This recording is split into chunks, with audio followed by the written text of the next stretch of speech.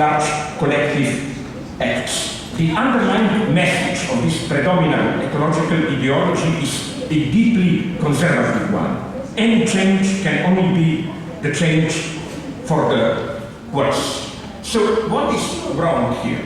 What is wrong, I think, it's the very starting presupposition.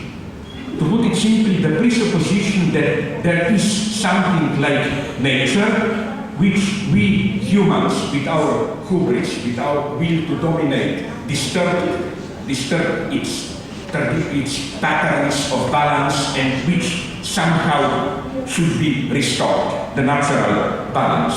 Here we should take seriously the lesson of Darwinism, which is that it's a very crazy lesson. I don't think we are ready to take it, which is why I think Darwinism still has something to tell us.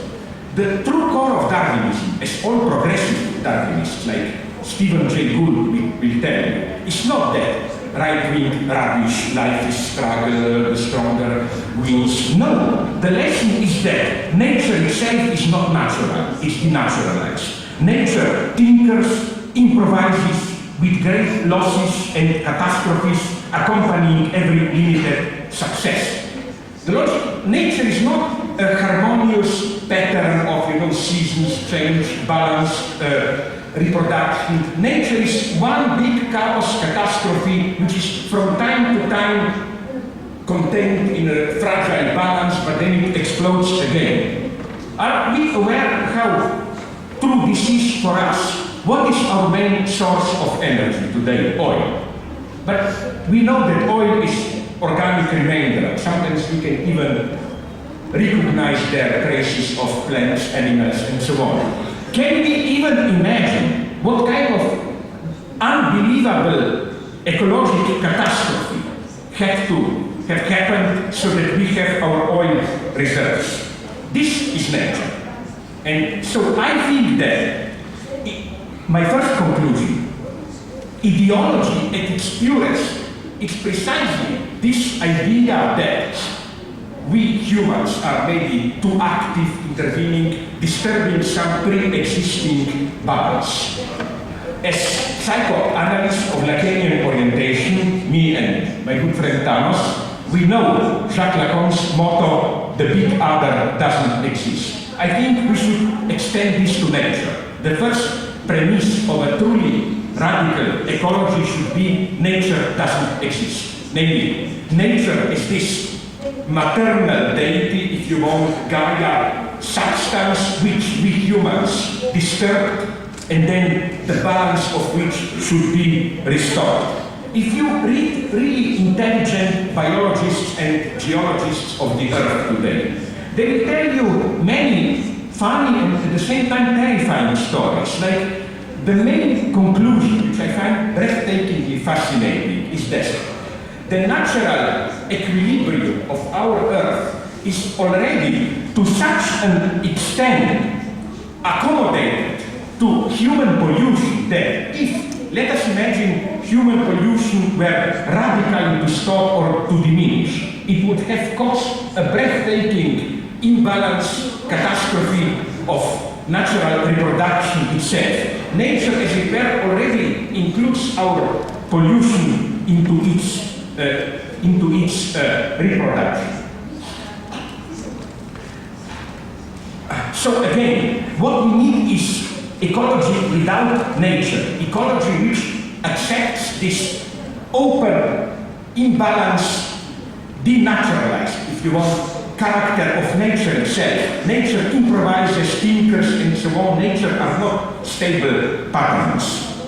Precisely this notion of nature as stable patterns of life, imposing this onto nature, is the ultimate human hubris, is the ultimate human violence. Next point that I want to make. With regard to the prospects of an ecological catastrophe, I think, and this is my key message, it is, I think, all too short to attribute our disbelief in the catastrophe to the impregnation of our minds by scientific ideology. You know, this standard thesis of the predominant ecology, which says something like this: the ultimate cause of our ecological problems is modern technology, Cartesian subjectivity. We think we are abstract beings, somehow outside nature, who can manipulate nature, dominate nature. What we should rediscover is that nature is not out there, an object of our manipulation. Nature is our very background.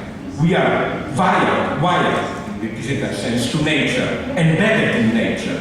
You should go out, feel, breathe nature. You should accept that your abstract scientific reification, objectivization of nature to so-called natural mechanisms is just an alternating effect of being embedded in a life world.